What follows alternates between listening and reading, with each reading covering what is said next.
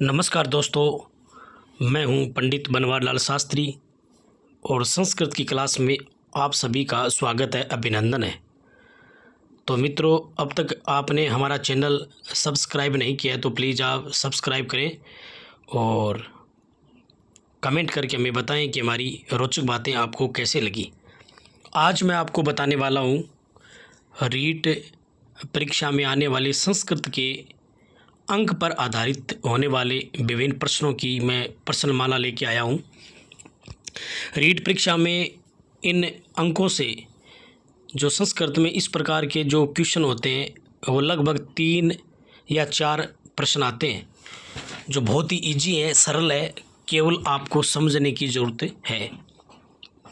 संस्कृत के अंदर जो हमारी रीट 2025 के अंदर जो 27 फरवरी को जो रीट होने वाली है, इसके अंदर संस्कृत भाषा से जो फर्स्ट भाषा हो या संस्कृत सेकंड भाषा हो, दोनों में संस्कृत से आने वाले बहुत सारे प्रश्न हैं। जो 3 प्रश्न तो आएंगे फर्स्ट भाषा में और 3 ही आएंगे सेकंड भाषा में, जो वो लेवल फर्स्ट हो या लेवल सेकंड हो। इसके बारे में आज आपको मैं विशेष जानकारी देने वाला हूँ। तो आप देख सकते हैं, पहला हमारा क्वेश्चन जो रहेगा वो है माहेश्वर सूत्र। पहला टॉपिक हमारा जो माहेश्वर सूत्र है, उसके अंदर संख्या पूछी है कि माहेश्वर सूत्र कितने होते हैं। तो माहेश्वर सूत्र कितने होते हैं? 14 होते हैं।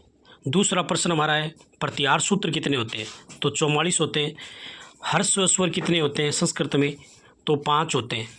दीर्घ स्वर कितने होते हैं? 8 होते हैं। प्लुत स्वर कितने होते हैं? 9 होते हैं।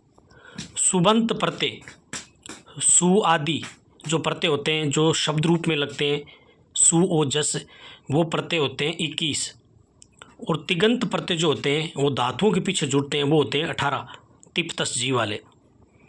उसके बाद में आप देख सकते हैं संस्कृत में अगला जो टॉपिक है कारक है। कारक की संख्या होती है 6 और प्रत्यय होते हैं 2 प्रकार के।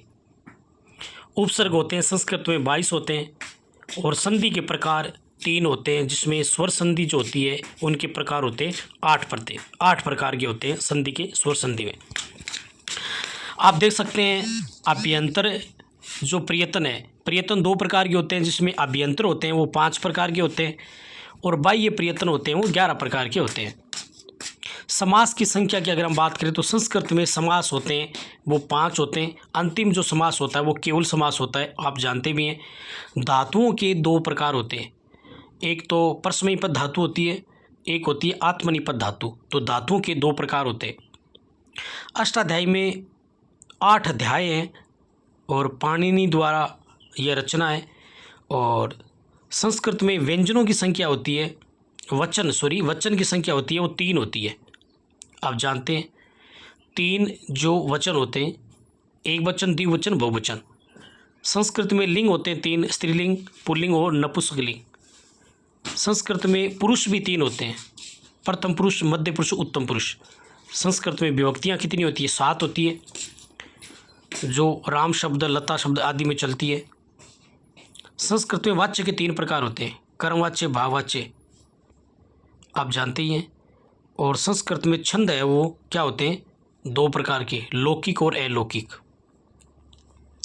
उसके बाद में आप देख सकते हैं अंतस्थ व्यंजन 4 होते हैं। इनका सही क्रम यह वैरल है, आप यरल व न करें, यह वैरल है। उस व्यंजन 4 होते हैं, स है। स्पर्श व्यंजन जो होते हैं इनकी संख्या 25 होती है। उसके बाद पाणिनि शिक्षा के अनुसार कुल वर्णों की संख्या 63-64 होती है। माहेश्वर सूत्रों के अनुसार स्वरों की संख्या 21-22 होती है और व्यंजनों की जो संख्या होती है वो 33 होती है।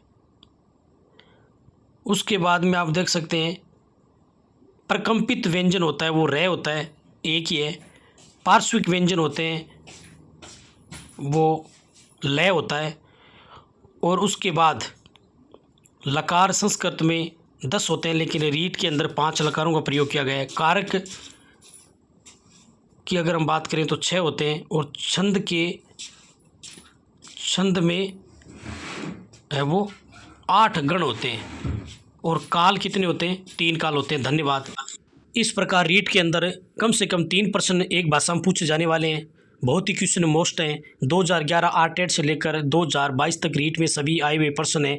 प्रश्नों को आप समझें, आराम से करें और चैनल को लाइक और सब्सक्राइब करें और कमेंट करके हमें बताएं कि इस प्रकार की बातें आपको कैसे लगी। अगर आपको अच्छी लगी तो हमें बताएं ताकि हम इस प्रकार के और रोचक संस्कृत भाषा और हिंदी भाषा से संबंधित क्वेश्चन लेके आएँ और हमें पूरा सपोर्ट करें। हमारे चैनल को सब्सक्राइब ज़रूर करें ताकि इस प्रकार की रोचक बातें आपको बताते रहें।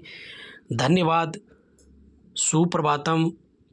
और इस प्रकार के क्वेश्चन है वो परीक्षाओं में आराम से पढ़ें, ध्यान से पढ़ें और ढंग से पढ़कर ही क्वेश्चन का उत्तर दें, क्योंकि बहुत सारे क्वेश्चन ऐसे होते हैं जो हमें कन्फ्यूजन कर देते हैं।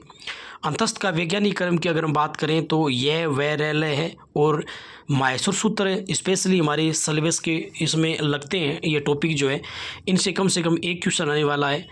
तो माहेश्वर सूत्र 14 होते हैं और प्रत्याहार सूत्र होते हैं वो 44 या 42 होते हैं। तो इनको भी आप ध्यान से पढ़ें, क्योंकि ध्यान से पढ़ेंगे तो आप सही उत्तर दे पाएंगे।